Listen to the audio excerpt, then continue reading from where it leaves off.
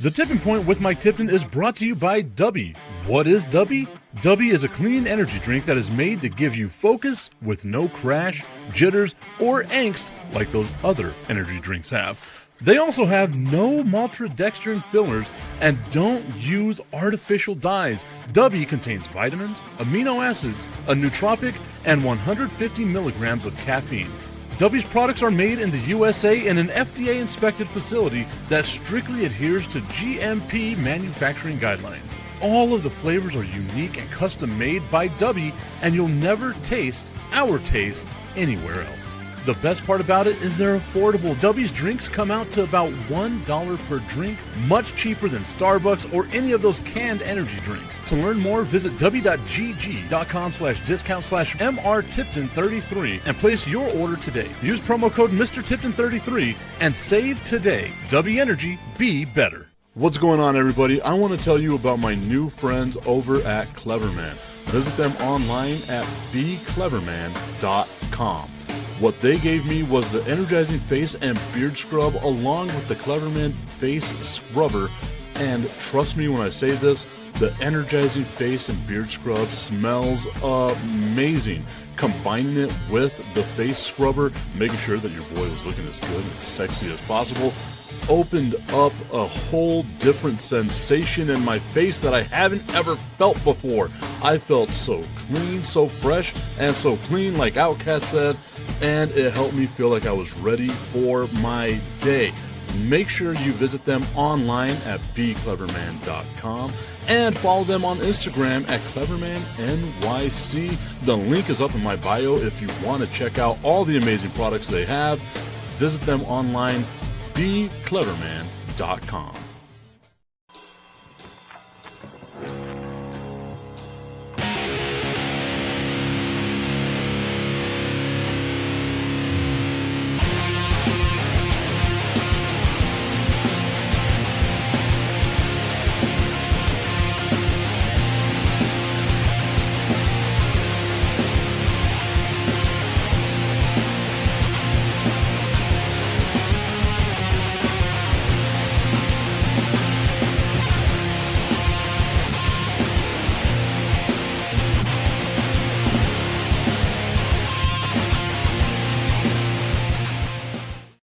It is a TIP VIP Friday. Mike Tipton, Augustine Pimentel.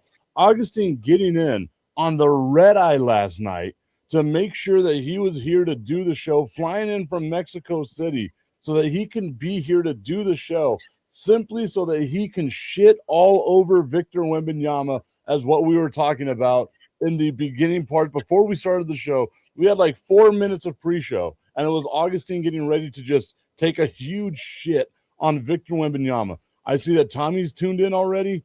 I know that Tommy's going to like whatever it is you have to say. So go ahead, Augustine. Start my day this way. Good morning, everybody, and welcome to the Tipping Point with Mike Tipton and special guest, me. And this is how... If we keep pointing to each other, it's got to be this way. Okay. Now it's like... Stop it. I know you don't want me to get into the subject because, getting on the plane, I was tired, long day. You saw what I had for lunch. It was pretty good, but it was different. It was good, but different. Here's the thing. Getting on the plane, sitting down, looking to my left, somebody looking at me going, "You're not going to say hello?" And I go, "Hey, man, how are you?" Ex-UTEP, really good friend, Miguel Ayala, who's now the coach at Franklin. One of the coaches, not the coach, one of the coaches at Franklin. And we were talking about, how NIL changed the game. It would have been nice when he was saying that it would have been nice for him to be at this era.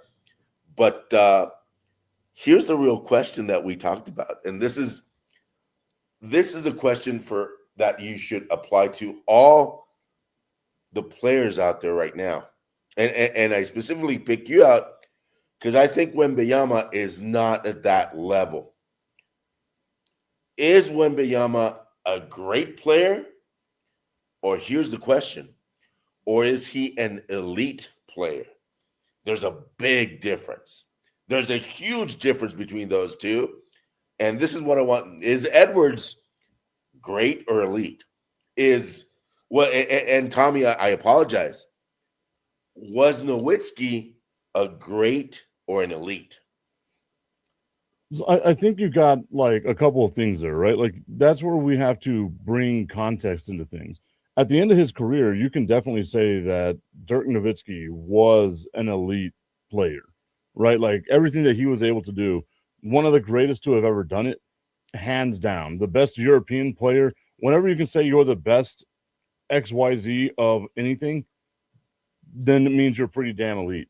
Whenever you look at like Anthony Edwards, I don't think that you can say Anthony Edwards is elite yet just because he hasn't done anything to kind of prove that to you, right? He's also been in the league for what, 6 years, 7 years, around that time frame, right? So that's where you would expect someone to take that elite step forward. Whenever you talk about Victor Wembanyama, yes, he's a one of one. You will never find a talent like Victor Wembanyama. It's also just his third year and his only full healthy season with the San Antonio Spurs, right? That's like there has to be context in there. Nobody would have said year 3 for Michael Jordan that he was elite. Nobody would have said LeBron in year 3 was elite. Kobe Bryant in year 3, if I remember correctly, had finally just started coming off the bench. And if you remember the 1998 playoffs, the reason why the LA Lakers, got beaten by the Utah Jazz was they go to overtime and Kobe airballs 2 3-pointers that could have won the game for him. Wasn't even close, right? So to get to elite, I think we have to look at elite like that level of player when it's all said and done or when they're on the downside of their career. It can't be. Okay, here's my question. What players throughout NBA history started out in the league being elite? That you knew that they were going to be that player. I have probably 2, 3 in mind, but to be at that level already starting out, that's tough. And I got at least 3 on my mind, and I wanted to run this by all of you to see if I'm crazy. Who would be your 3? Shaq. Okay. Shaq, when you saw him in college, you knew that boy was going to be completely something different in the NBA. And then the ones I saw, playing, I got, and this is going to sound ultimately redonkulous. I know this. People are going to go, what? Hear me out on this one. LeBron, even though he didn't go to college, you saw that guy playing in high school, doing stuff that even most pros are tough at doing. And the third that I thought about, Larry Bird. Larry Bird, when he was at college, granted, I didn't watch that much basketball when I was that age, but looking back at Larry Bird's first season, you knew he was going to be elite. I didn't see Magic that much, but Bird, yeah. And if you guys want to correct me on Magic, tell me about Magic, because I didn't focus that much on Magic. So the commish saying Jordan, Bird, and Magic would be his 3. I agree with you with LeBron, but I also, what defines it? You know what I mean? Because you bring up Shaq, and like I can say, yeah, the physical ability that Shaq had whenever he came into the league, you kind of knew that there was going to be some greatness there. Sure. Do you not forget, like he was, especially early on in his career, owned by Akeem Olajuwon, owned by Patrick Ewing, owned by David Robinson. Like the first 4 to 5 years of Shaq's career, he wasn't the premier center in the NBA. You can try to say 3, but in year 3, he made it to the NBA Finals and was undressed by Hakeem Olajuwon. The next year didn't even get to the finals because he was undressed by Patrick Ewing. Okay, who didn't went to Orlando or went to LA and got with Kobe, got with some, better coaching, that he became Shaq that we fell in love with. And that was like 99, 98. Quick question there. Who did not get undressed by Hakeem? David Robinson.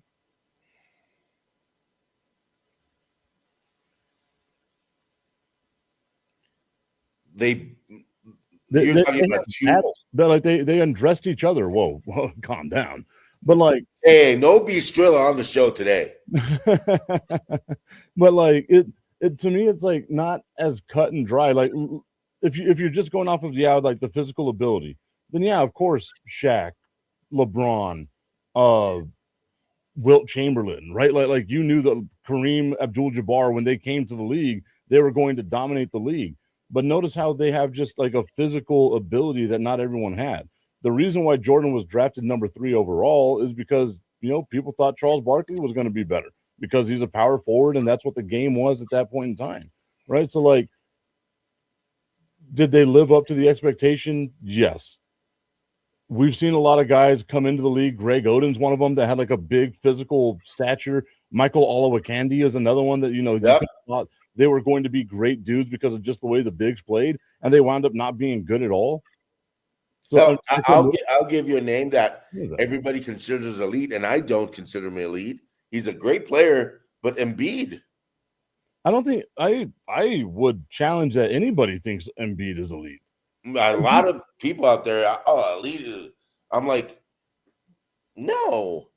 I think you can only have like 1 or 2 elite guys per generation, right? Like for the 60s and 70s, you could say that was Bill Russell and Wilt Chamberlain. In the 70s, you can say it was Dr. J.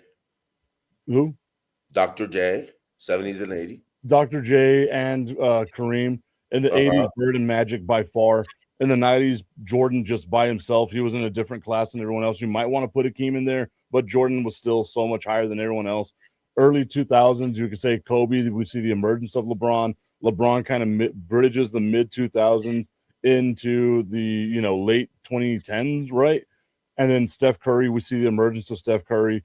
Now it's like Jokic, and I don't think Embiid has that type of skill set. You look at whoever might be out there to like take over the mantle from Jokic. Wemby would be that guy possibly, and then maybe Luka. But I feel like we are starting to see Luka on a little bit of a downslide. Oh, Tommy, don't go after Tip on this one.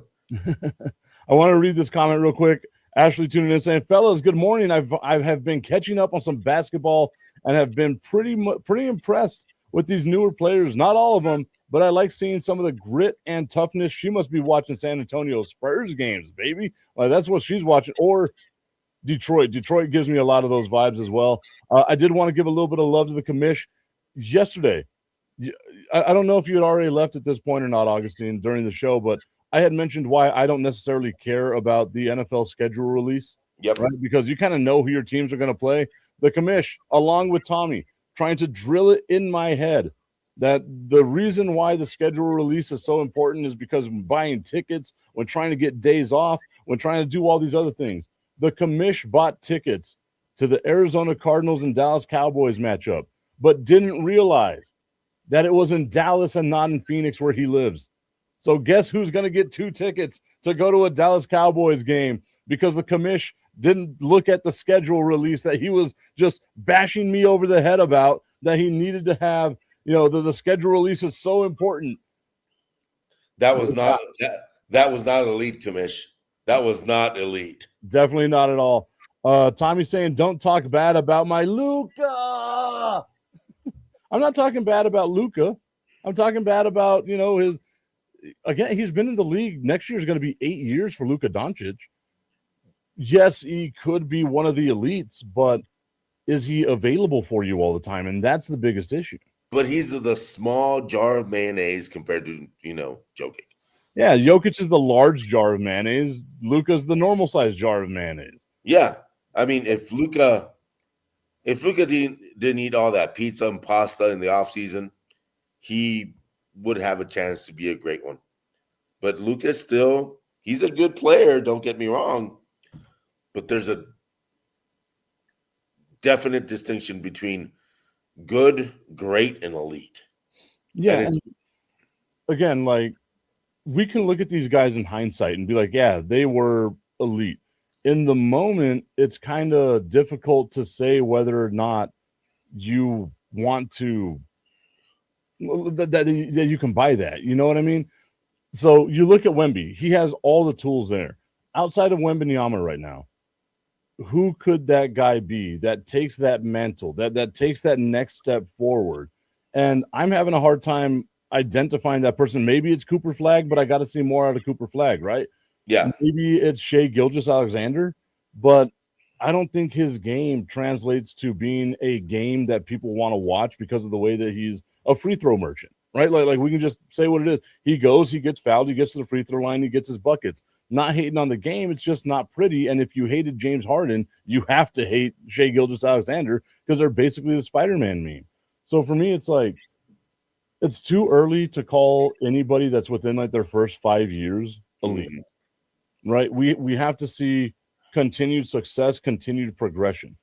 Once you get past that 5-year threshold, then you can start being like, you know what, that guy's elite. Because if you judged elite against Steph Curry the way that we're trying to judge it against Wembanyama, Steph Curry basically missed his first 3 years because of all the ankle injuries.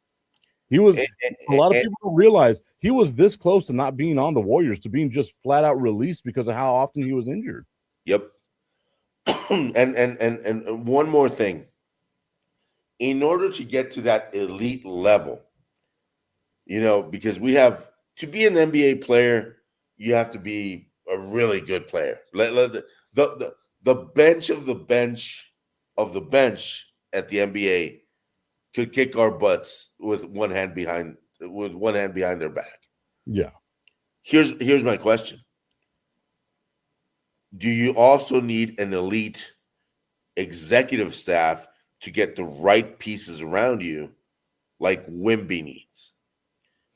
For example, obviously that has a lot to do with it, right? Because we've seen a lot of players that were what some people would consider elite, right? Like Kevin Love as an individual player on those really bad Minnesota Timberwolves teams. A lot of people would have thought that he was elite.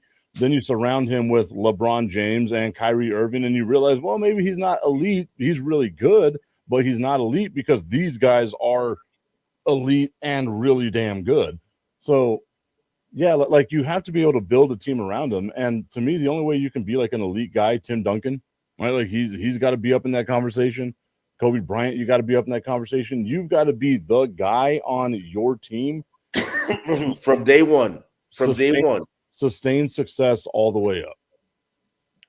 So here's my second follow-up question to you, Michael Tipton. How long is this show? Oh, today's show, we're going to have a little bit of a shorter show today just because, as you can tell, I'm already in work gear. I've got places I need to be.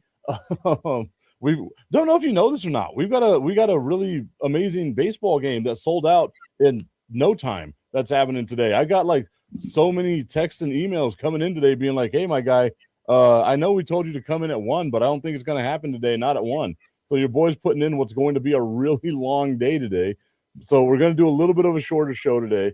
And I just wanted to let you know, Augustine, that I'm so happy that you're here right now, that I get to talk to you, that you get to be a part of this, because I'm about to hit you over the head with the tip. I just want to put the tip in. It's time for Just the Tip. That would make me uncomfortable. Promise that it ain't too much, but just enough. Just a tip. Just a tip. Just the tip? Just the tip. It's time for Just the Tip.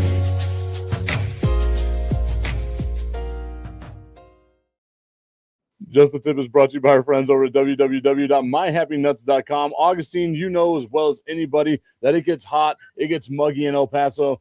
www.myhappynuts.com is rocket science for where the sun don't shine, making sure your boys are feeling nice and good. I slathered myself up today because I knew I've got myself a long day. And you want to know something? With as uncomfortable as it might be outside, with as uncomfortable as I might be having to do all these things today, my boys are going to be nice and comfortable all day long, smelling good, feeling fresh, no duck butter, no issues like that happening with me. And by the end of the day, it's going to be even smoother and better than it did to start the day. Augustine, how great is that? Go to www.myhappynuts.com, use promo code Mike Tipton at checkout, and save on all of your male grooming needs.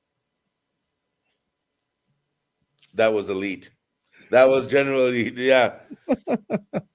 One day, like, I'm going to write a script, and it's not going to be as funny as if I just come off the top of my head with it. Oh, no. When you write a script, it's gone by the third, by the third word. Mainly because I don't know how to read. That's what happens when you graduate from Socorro High School. You just don't know how to read. Okay, so obviously you've been keeping up with the NBA playoffs. I did want to talk a little bit about the schedule release because that happened yesterday. What are your thoughts on the NFL schedule release? You already know mine. I couldn't give two shits about it. And that's me about it, because at the end of the day, you have to win the games to get to the playoffs. You have to win the games to actually go to the Super Bowl, and you have to win the Super Bowl to actually win the Super Bowl. Duh. That's a duh kind of thing. And wait, you have to win games? When you have to win games? No matter when they're on your schedule? What? Yeah. You can't worry about what other people are doing. You can't be like the commission and notice that the game is in Dallas and not in Phoenix or wherever it is. Hey, I got 2 tickets and I got them for the cheap. Thank you, commish, for not paying attention to the thing that you told me I should pay attention to. Yeah, commish, that was not elite. That was really, that was like, I was like UTEP at the old WAC conference. That was no wait, they were good back then. Dang it, how bad was that?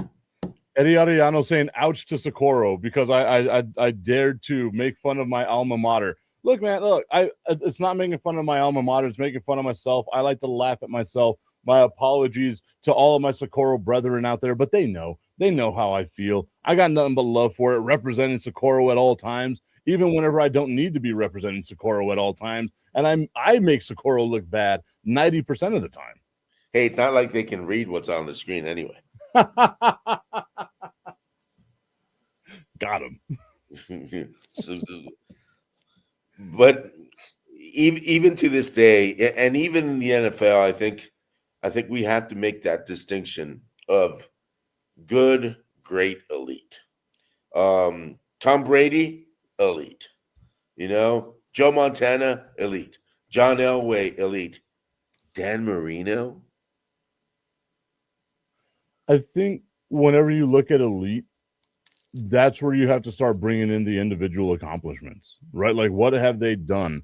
And I think that a championship has to be one of those defining factors, whether you're elite or not. But then look at it at baseball. Barry Bonds, we can say is elite, but he never won a championship. And again, I'm one of these people, like, I don't put a lot of weight in championships because it's a team sport. But if you're going to be one of the greatest of all time, and I guess football, because it's a little different, maybe that's what it is. Maybe baseball is just a little different because you have a ton of amazing baseball players. Ken Griffey Jr. never won a championship, right? Like, all these amazing players. Ted Williams never won a championship. Like, you can go down the list of, Hall of Famers, certified studs that never won a championship in baseball. I don't know if you can necessarily do that in football outside of, like, Barry Sanders, maybe. So is Barry Sanders outside of the elite conversation because he never won a championship? I think we got to define what makes a player elite. You know what I mean? And that, putting that baseline, that's probably the hardest part of any of it, because here's a question. Was Terrell Davis an elite running back? No. He was really good for a short period of time. I think elite has to have staying power, right? Like, a lot of people hate on him. Emmitt Smith. you can say Emmitt Smith was elite, if not the most elite. The 3 championships, the 18,000 more rushing yards than anybody in the history of the game, more rushing touchdowns than anybody in the history of the game. That is an elite running back. Yes, you can say how much of it is the Cowboys' offensive line. I assure you, Emmitt Smith would have been great on any team. No, but we go back to the question of how good was your front office as well. Yeah. So here we're making that distinction to at least football and basketball, that in football you really need that great player with that great supporting cast, which was Emmitt Smith. And we go to Wembanyama when he doesn't have that supporting cast yet, but he's got Spurs fans believing. Yeah. And how elite is that? If one player can make an entire fan base go, yeah, we have a shot. Even the ones that aren't fans think that the Spurs should win this year's NBA championship. I don't care what anybody says. When you got a player that's the equivalent of a xenomorph,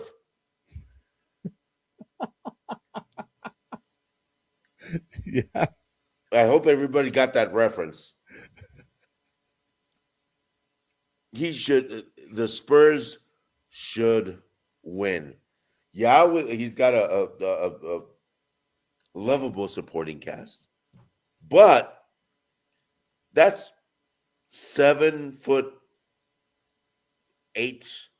wingspan of a Boeing 747, changing shots all over the court. Tommy hating on the Spurs, saying, nope, let's go Thunder. But he said, let's hoe Thunder. The Thunder are some hoes. I will say that right there. I look at Chet Holmgren. I know his hoe ass is just out there hoeing it up, being a hoe for show. That effort. I do not like Chet Holmgren just by proxy because Wembanyama doesn't like Chet Holmgren. Well, and here's the thing. Regular season, and I know a lot of people are going to go, oh, Augustine, that's regular season. Regular season, the Spurs were 5-1 or 4-1. 4-1. Yeah. So, I mean, here's the thing. I think Wemby is already elite because of what he does. If you take Wembanyama out of that team, any team you put Wembanyama on is a championship contender just at the start of the day. And that's the difference between a great player and an elite player. When you can put that player in any team, and that team is now your contender.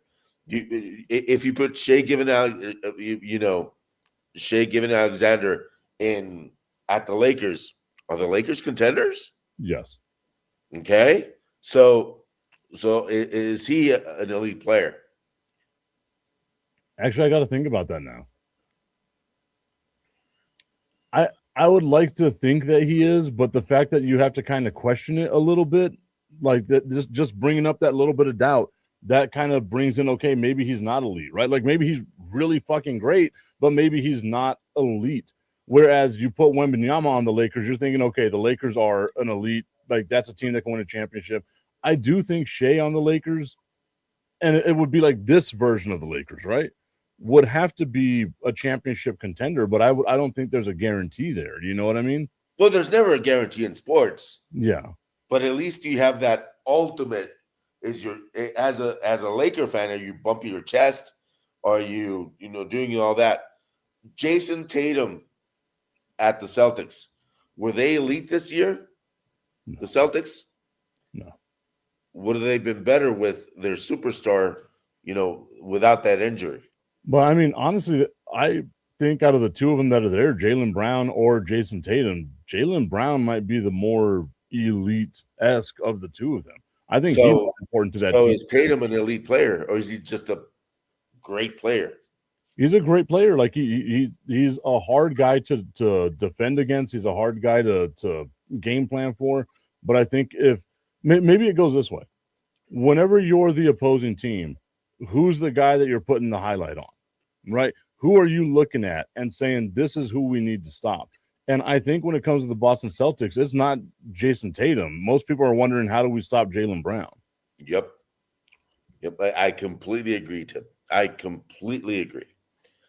That I think is the difference between being a great NBA player, which they probably all are, good, great, and all that. But to be the man, no, I'm not going to say it, Tip. You were waiting for I it. was waiting for You it. were waiting for it. I was. Yeah, I saw your face. Very, very WWE and very woo. But in order to be the man, it's not about just beating the man. It's about believing you can be the man.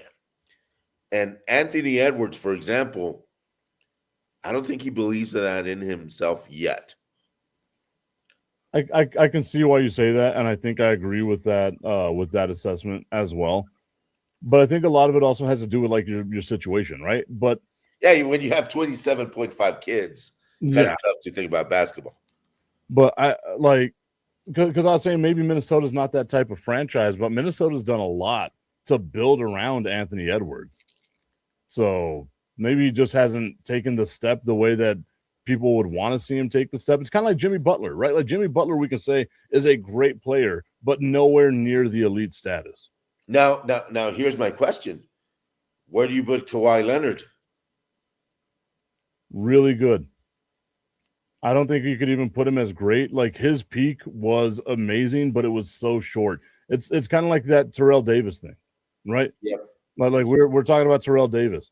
The peak of Kawhi Leonard, whenever he was like the defensive player of the year, an MVP candidate, finals MVP, it seems so long ago to what we have now. And he's still a really good player. Had season, career highs this year, 27 points. I think it was like 9 rebounds a game, played the most games that he's played in quite some time. But if Kawhi Leonard's on your team, you don't feel like you're an automatic championship contender right now. It's kind of the same with like Paul George, Joel Embiid, like a couple of guys like that. You put Jokic on somebody's team. Like if you put Jokic on the Mavs, Tommy would be like, that's a team that's going to win a championship within the next year or two. Okay. Here's a name that people forget. And I think the guy's a great role player, but I want to hear what people think. Robert Horry. Yeah, I mean, and that's the thing too, right? Like knowing your role. Robert Horry is without a shadow of a doubt. Well, I was going to say like a shadow of a doubt, like the player who knew his role the best. I think that's Ginobili. Like people don't realize if Ginobili had been a selfish basketball player, he could have easily averaged 30 points a game, man. He was coming off the bench, doing what was best for the team, and was still a Hall of Fame type player. Robert Horry's that same kind of guy. Robert Horry knew what he had to do to win rings. And he was going to be really good at what he had to do to win rings, and he retired with fucking 7 of them, right? Like it's insane to think about that Robert Horry has that many championships. But but okay, like are you elite? Is it now a conversation of are you elite at what you do or are you elite overall? Because if you look at like Robert Horry, he would be elite at what he does, right? As a role player. Him, John Sally. A lot of people don't give John Sally the love and respect that man. Put some respect on that man's name. But like guys like that who know what their role is and play that role absolutely perfectly. Bill Laimbeer. Bill Laimbeer is that guy. I just don't like Bill Laimbeer. Fuck Bill Laimbeer. And it's not like a Pistons thing. It's just like he has just such an off-putting personality. I just gave John Sally love. Dennis Rodman, another one of those guys. Like he knew his role. Sure, you knew you were going to have a headache with him, but you knew you were going to have a fun time and you were probably going to win. You knew you weren't going to be out-rebounded. That's for sure. Yeah, and that's the thing. I mean, the specialty players, for example, the Allen, he was considered a 3-point threat. I forgot his first name. Ray Allen. Jesus Shuttlesworth himself.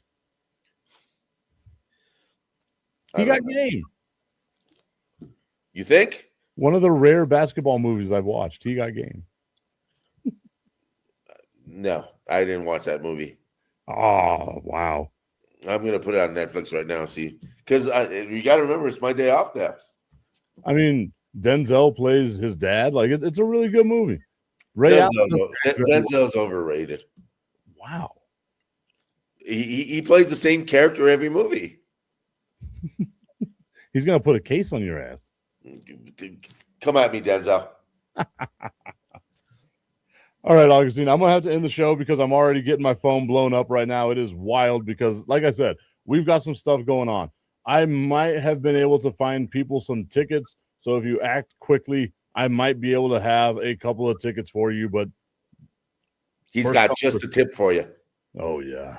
But first come, first serve. We'll see how that goes. Was that creepy? Did that one get you? Yeah, that one got me. Yeah. Can you end the show, please? Oh, yeah, we can do that. See y'all later. Have a great weekend.